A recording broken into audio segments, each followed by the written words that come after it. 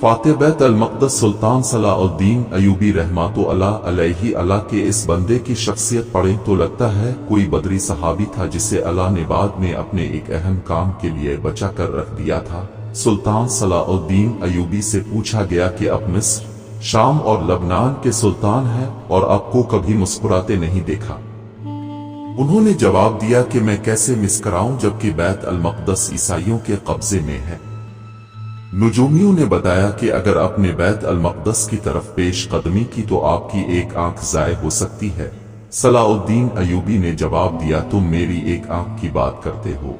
मैं अल्लाह की कसम खाकर कहता हूँ कि मैं बैत अल-मक़दस की तरफ पेश कदमी करूंगा, फिर बेशक मुझे बैत अल-मक़दस में अंधा होकर दाखिल होना पड़े। और तारीख गवाह है कि यरूशलेम ने 88 बरस तक एक ऐसे इंसान का इंतजार किया था जो आकर इस शहर को जुल्म से निजात दिलवाकर दोबारा वहां अल्लाह अकबर की गूंज पैदा करेगा।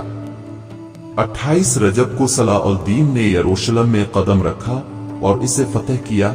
इंग्लिस्तान से रिचर्ड और फ्रांस से फिलिप ने मजमूई तौर पर 6 लाख का लश्कर इकट्ठा किया। सलाउद्दीन ने तमाम मुसलमान हुक्मरानों को खत लिखे लेकिन किसी ने भी मदद नहीं की। क्या आप जानते हैं कि इस वक्त 3 मुस्लिम खुलफा मौजूद थे लेकिन उन्होंने सलाउद्दीन की मदद से इनकार कर दिया।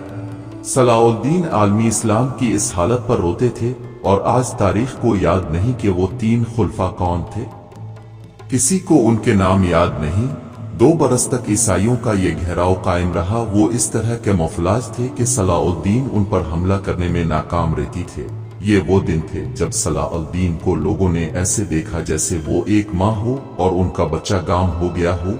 जिस वक्त 3 खुलफा अपने अपने मोहल्लों में सुकून की नींद सोए होते थे, सलाउद्दीन अयूबी अपने लश्कर की सफों में चक्कर लगा रही होते थे।